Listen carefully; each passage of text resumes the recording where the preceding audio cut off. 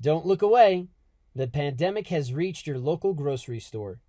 Everything from viruses, bacteria, and other pathogens can reside in uncovered concrete surfaces. 2020 is the year of the pandemic and pathogens throughout the world.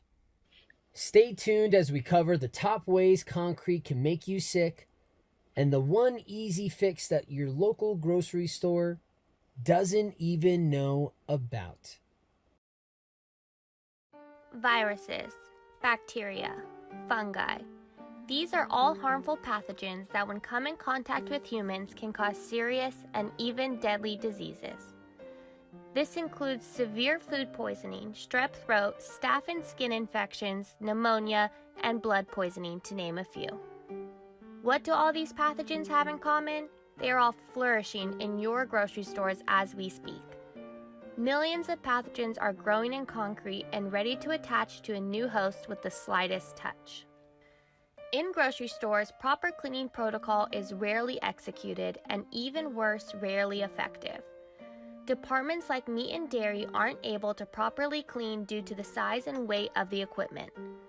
This means that animal blood and even feces containing E. coli, salmonella, listeria, and more are sitting in wait for human transmission. Transmission can happen with a single touch point to any infected surface. Pathogen from the floor attaching to a shoe, human takes off the shoe, transmission. Drop your keys, transmission. Worker restocking the shelves, transmission. These touch points leave humans extremely vulnerable to the thriving pathogens just below their feet. Concrete is one of the oldest and most versatile materials used for the construction of civilizations throughout time. Despite its wide use, there are a manifold of issues that reduce the service life of concrete, leading to premature failure of exposed concrete floors. Concrete is comprised of three basic materials: water, cement, and a granular skeleton consisting of a coarse and fine aggregate. In a liquid state, concrete can be discharged from a concrete mixer down concrete chutes into formwork and finished up by 4:30 on a Friday afternoon. As concrete is cured, it goes through its hardening process. The composite material is made up of a softer matrix that embeds elongated aggregate. The binding matrix which makes up concrete is a hardened sponge. The unfortunate reality is that this hardened sponge exhibits a wicking and capillary absorption which drives in more deleterious materials than the water that is the transfer media.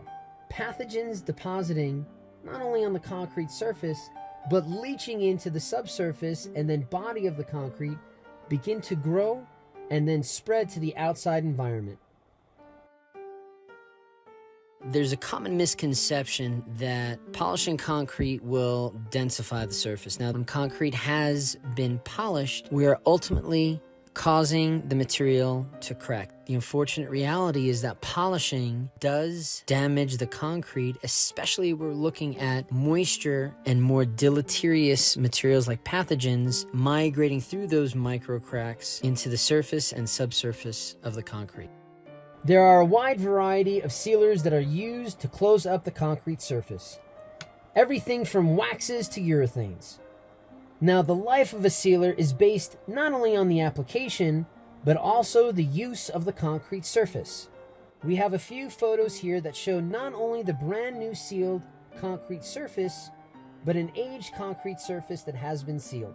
Bear in mind, these sealed surfaces are from interior concrete slabs. Unfortunately, when most of the concrete sealers go down, we can't tell how well the sealers have gone down on the concrete surface unless there are white pigment sealers. Now, normally, these types of sealers are used on exterior and not interior concrete surfaces. The next thing that we must do is be cognizant of, once these sealers are in place, the impact of repetitive loading. This repetitive loading can break down the sealer within one season. Now, if there is steel wheel traffic, hard wheel traffic, This breakdown of the sealer can be exacerbated compared to pedestrian foot traffic. Furthermore, if there is excessive cleaning, the sealers, just like the concrete, can break down. And once water, cleaning product, and abrasive forces from the equipment that cleans the concrete, we see that the sealer breakdown can be even more severe and shorten the service life.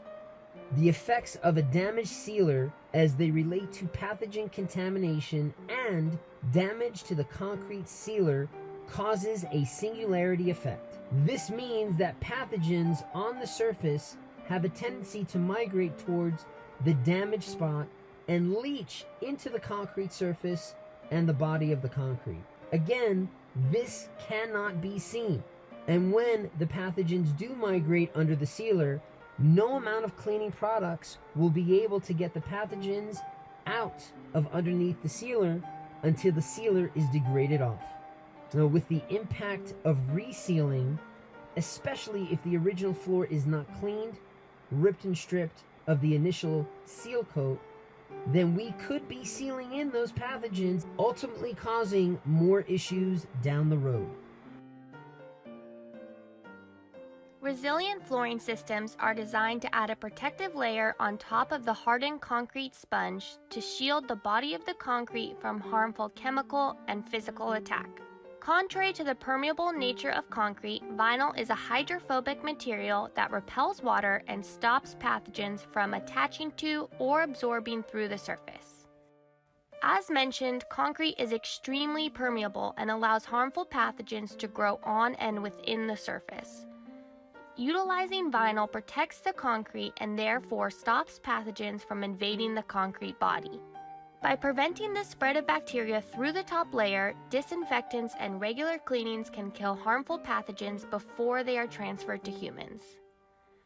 Additionally, cleaning vinyl does not cause the degradation that we see on concrete surfaces when extreme cleaning protocols are in place.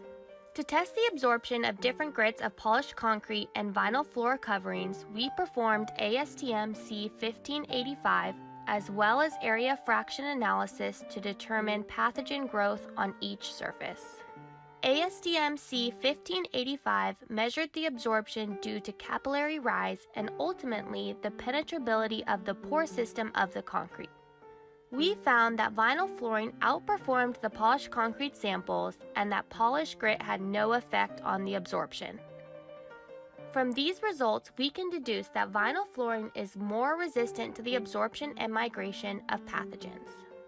We then exposed all samples to a simulated bacterial growth environment and performed area fraction analysis to determine the amount of pathogens present on the surface of the samples.